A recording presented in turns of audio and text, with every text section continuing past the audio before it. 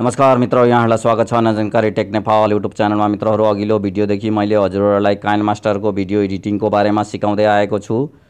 अघिल्लो भिडियो मैले बनाएको थिएँ ट्युटोरियल 1। मैले काइनमास्टरमा भिडियो एडिट गर्नका लागि बेसिक चीजहरु सिकाएको थिएँ र यो ट्युटोरियल 2 हो। यसमा पनि हजुरहरुले काइनमास्टरको बारेमा सिक्न सक्नुहुनेछ। यहाँ हेर्नुहोला, म बताउँदै छु हजुरहरुलाई। यो काइनमास्टरमा क्लिक गर्नुहोला र यो प्लस साइनको मा क्लिक गर्नुहोला, त्यसपछि 16:9 मा क्लिक गर्नुहोला। त्यति क्लिक गरिसकेपछि यहाँ यो एरोमा क्लिक गर्नुहोला। यो ठाउँमा क्लिक गरिसकेपछि अब हामी काइनमास्टर भित्र छिर्छौं र यो मिडियामा क्लिक गर्नुहोला। मिडियामा क्लिक गरेर आफूहरुले फाइल, आफ्नो भिडियो, अडियो अथवा के सेलेक्ट गर्नुहुनेछ चुज गर्नुहोला, सेलेक्ट गर्नुहोला इमेज। त्यसपछि सेलेक्ट गरिसकेपछि यो साइडमा नेक्स्टको अप्सन छ, यो ठाउँमा क्लिक गरेर तपाईले यो भिडियोलाई यो साइडमा लान सक्नुहुनेछ, टाइमलाइनलाई। त्यसपछि अब हामी आज लेयरको बारेमा सिक्दै छौं मित्रहरु। म लेयरबाट के काम हुन्छन् म सबै सिकाउने छु। लेयरमा क्लिक गर्नुहोला र सबभन्दा पहिलो अप्सन भनेको मिडियाको अप्सन छ। यहाँ हेर्नुहोला, यो मिडियाको अप्सनमा गएर हामीले अरु पनि भिडियोहरु इम्पोर्ट गर्न सक्छौं। एकै ठाउँमा 2-3 वटा भिडियोहरुलाई एडिट गर्न सक्छौं। त्यसको काम भनेको मिडियाबाट हुनेछ, लेयरबाट र मिडियामा गएर हुनेछ। यहाँबाट हामीले फाइल इम्पोर्ट गर्छौं। यहाँ हेर्नुहोला, यो फाइल इम्पोर्ट गर्यौं। एउटा भिडियो हामीले पहिले इम्पोर्ट गरेका थियौं र त्यसपछि अर्को भिडियो पनि इम्पोर्ट गर्यौं र इमेजहरु हजुरहरुले इमेज, अडियोहरु सबै इम्पोर्ट गरेर एडिट गर्न सक्नुहुनेछ एकै ठाउँमा। यसरी यहाँ हेर्नुहोला, इम्पोर्ट गरिसकेपछि अब यो दुईटै एकैचोटी प्ले हुन्छन्। यसरी नै हजुरहरुले भिडियोहरु एडिट गर्न सक्नुहुनेछ। त्यो भनेको मिडियाबाट हजुरहरुले भिडियो इम्पोर्ट गरेर युज गर्न सक्नुहुनेछ। त्यसपछि यहाँ हेर्नुहोला, म यसलाई अब म हजुरहरुलाई देखाउँदै छु। फेरि लेयरबाट अर्को अप्सन भनेको मित्रहरु हाम्रो इफेक्टको छ। यहाँ हेर्नुहोला, म हजुरहरुलाई देखाउँदै छु। फेरि लेयरमा जाउँ। लेयरमा गइसकेपछि दोस्रो अप्सन भनेको इफेक्ट हो। यो इफेक्टमा जानु होला र बेसिक इफेक्ट भन्ने अप्सन छ। बेसिक इफेक्टमा जानु होला। त्यसपछि यहाँबाट हामीले भिडियोलाई ब्लर गर्न सक्छौं। जस्तो हामीले कुनै भिडियोहरुमा अनुहारहरु देखाउनु हुँदैन र त्यो अनुहारहरु छोप्न चाहनुहुन्छ भने यो ठाउँमा गएर बेसिक इफेक्टमा गएर यहाँबाट दुईटा अप्सन छन्। यो दुईटा अप्सन मध्ये एउटालाई चुज गर्नु होला र यहाँ भिडियोमा तपाईहरुले ब्लर लगाउन सक्नुहुनेछ। यहाँ हेर्नुहोला, म यो भिडियोलाई ब्लर गर्छु। त्यसको लागि यसरी यो रिसाइज गर्न सकिन्छ। यो ठाउँमा थिच्दै तान्दै यहाँबाट हामीले यसलाई कतिको सानो ठुलो बनाउन सकिन्छ। त्यो ठाउँमा थिचेर तानेर बनाउनु होला र मित्रहरु यो तलतिर थिचेर तपाईहरुले यसरी यसलाई लामो पनि बनाउन सक्नुहुनेछ। कतिको लामो ठाउँ तपाईहरु ब्लर गर्न चाहनुहुन्छ, भिडियो फेस लुकाउन चाहनुहुन्छ, त्यसरी यो ठाउँमा ड्र्याग गर्दै तान्नु होला र लामो बनाउन चाहनुहुन्छ भने जति बनाउन चाहनुहुन्छ त्यतिसम्म लगेर ड्र्याग गरेर छोड्दिनु होला। त्यसपछि तपाईको भिडियोमा हेर्नु होला ब्लर हुनेछ। अब यो ब्लर पातलो भएको छ भने यो सेटिङमा जानु होला। सेटिङमा गएर तपाईले यो ब्लरलाई अझै बाक्लो बनाउन सक्नुहुनेछ। यो 2 छ, यहाँ 2 बाट बढाउँदै बढाउँदै 9, 10, 11, 12, 13, 14, 15 जति बनाए पनि हुन्छ। हजुरहरुले यहाँ हेर्नु होला, अब यो पातलो थियो, अब यसलाई हामीले बाक्लो बनाउनै छौं। यहाँ हेर्नुहोला, अब अघिको पातलो थियो, अहिलेको धेरै बाक्लो भएको छ। ब्लर चाहिँ अब धेरै नै बाक्लो नचिनिने भएको छ। यसरी हजुरहरुले ब्लर लगाउन सक्नुहुनेछ। त्यसको लागि लेयरमा गएर इफेक्टमा जानु होला र त्यो ब्लर भन्ने अप्सनमा गएर हजुरहरुले ब्लर लगाउन सक्नुहुनेछ आफ्नो भिडियोमा। त्यो लेयरबाटै हुन्छ त्यो अप्सन पनि मित्रहरु। र मेरो अघिल्लो भिडियो हेर्नु भएको छैन भने अघिल्लो भिडियोमा पनि मैले केही सिकाएको छु। त्यो हजुरहरुले आई बटनमा गएर हेर्न सक्नुहुनेछ। म आई बटनमा भिडियो राख्ने छु।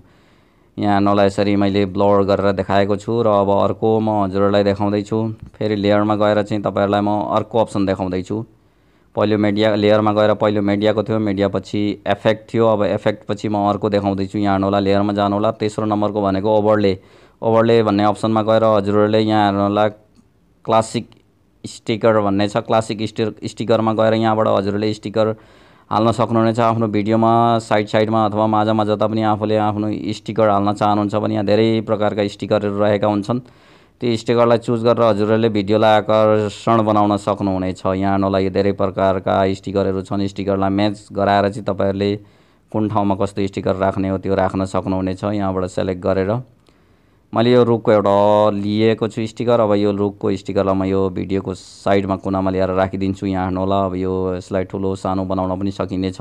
यो ठाउँमा क्लिक गरेर तपाईले कति लामो ठाउँमा राख्न चाहनुहुन्छ त्यो ठाउँ यसरी ड्र्याग गरेर लामो बनाउन सक्नुहुनेछ र यसरी बनाउनु होला र स्टिकरलाई युज गर्नु होला। स्टिकर यसरी युज गरिनेछ। यहाँ हेर्नुहोला, भिडियोको यो स्टिकर अहिले युज भएको छ, मैले युज गरेको छु र यसरी स्टिकरलाई युज गर्न सक्नुहुनेछ क्लासिक स्टिकर भन्ने ठाउँमा गएर चाहिँ। अर्को नम्बरको भनेको टेक्स्ट हो मित्रहरू। यहाँ मैले लेयरमा गएर टेक्स्ट देखाएको छु। यहाँ हेर्नुलाई टेक्स्टमा गएर तपाईहरुले आफ्नो भिडियोमा केही लेख्न चाहनुहुन्छ भने यो टेक्स्टमा गएर केही लेखेर चाहिँ भिडियोमा लेखेर चाहिँ तपाईहरुले हाल्न सक्नुहुनेछ। यहाँ हेर्नुलाई मैले थ्यांक यू लेखेँ। थ्यांक यू लेखेर यसरी यसलाई ठुलो बनाउने हो भने यसरी यो एरोमा थिचेर यसरी तान्नु होला र यसलाई जता पनि राख्न सक्नुहुनेछ। त्यसरी चाहिँ यो त्यसपछि यहाँ ए को अप्सन छ। यो दुईटा ए मा गइसकेपछि फन्ट चेन्ज गर्न सक्छु। यहाँबाट कस्तो फन्ट राख्ने। त्यसपछि यो ठाउँमा कलरको अप्सन छ। त्यो कलरको अप्सनमा गएर हजुरहरुले यो टेक्स्टको कलर पनि चेन्ज गर्न सक्नुहुनेछ। चेन्ज गर्नु होला।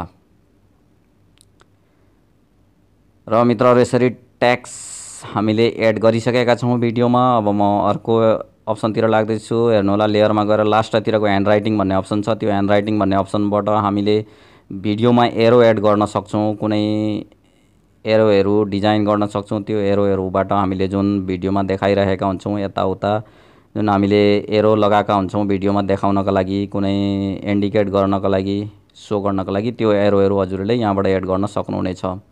त्यसरी एरोलाई एड गर्नु होला र कलरहरु पनि एरोको चेन्ज गर्न सक्नुहुनेछ। चेन्ज गर्नु होला। मित्रहरु अघिल्लो भिडियो हेर्न चाहनुहुन्छ भने आई बटनमा गएर मेरो पहिलो भिडियो हेर्नु होला।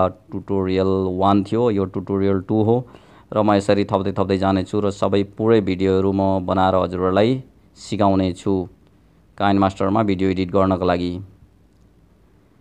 र हजुरहरुलाई भिडियो मन पर्छ भने